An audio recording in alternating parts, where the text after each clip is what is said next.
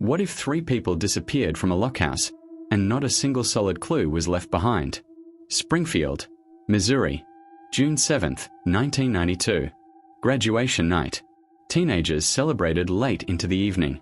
Parents waited up. The city felt alive, but calm. This case would become known as the Springfield Three star. The missing were Suzanne Streeter 19, newly graduated. Stacy McCall her close friend.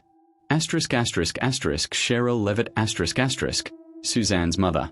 After celebrating, Suzanne and Stacy returned to Suzanne's home, where Sherrill was waiting. The plan was simple: sleep in, enjoy the weekend. By morning, all 3 were gone. Their cars were still parked outside. Purses, keys, money, and cigarettes were left behind. The TV was on. Beds appeared slept in. The front door was unlocked. There were no signs of forced entry, no struggle, no blood. Just absence. At first, friends assumed a misunderstanding. Maybe plans had changed. But hours passed. Then days. Panic set in.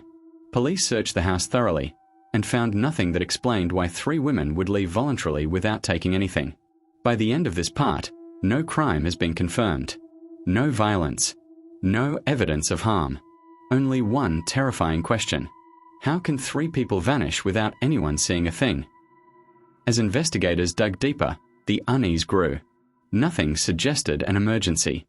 The women hadn't packed bags or withdrawn money. This wasn't a spontaneous trip. Then came the first truly disturbing detail: the answering machine. Sometime after the women vanished, someone listened to the messages and deliberately erased them. Completely. Not accidentally. Whoever did it knew the machine was there and wanted those messages gone. That changed everything. This was no longer just a disappearance. It was an intrusion. Investigators theorized that someone may have knocked on the door late that night, someone trusted enough to be let inside. A friend, an authority figure, or someone convincing enough not to raise alarm. There were reports of prank calls, a green van seen nearby, a strange man spotted in the early hours. None of it solidified into proof. But the pattern suggested control, not chaos. No forced entry. No noise reported. No witnesses. Which led to one chilling possibility: the women may have been taken quietly, through deception or threat. Searches expanded. Fields were combed. Lakes dragged. Tips flooded in. Every lead collapsed. By the end of this part, the question isn't just where they went. It's how someone planned something so clean and left nothing behind. As weeks turned into months, the case fractured under uncertainty. Dozens of suspects were considered: former boyfriends, strangers, local criminals, even people who later confessed and recanted. Every theory fell apart. One detail haunted investigators: the house itself. Broken porch glass had been swept up, objects subtly repositioned. It looked less like a crime scene and more like an attempt to erase one. Whoever entered that house knew time was limited and understood exactly what needed to disappear. Focus shifted to someone with local knowledge. Someone who knew the neighborhood, the layout, and how late graduation night would run. Police explored the theory that the women were forced out at gunpoint, told to cooperate quietly. In that scenario, silence wasn't bravery. It was survival. Then came the most unsettling realization. No confirmed sightings. No financial activity. No communication. Not a single verified trace of Suzanne, Stacy, or Sherrill ever appeared again. By the end of this part, one thing is clear: whatever happened wasn't rushed. It was controlled. Years passed. The case never officially closed, but progress stopped. Then in 2007, hope returned. Investigators announced they were digging beneath the parking garage of Cox Hospital.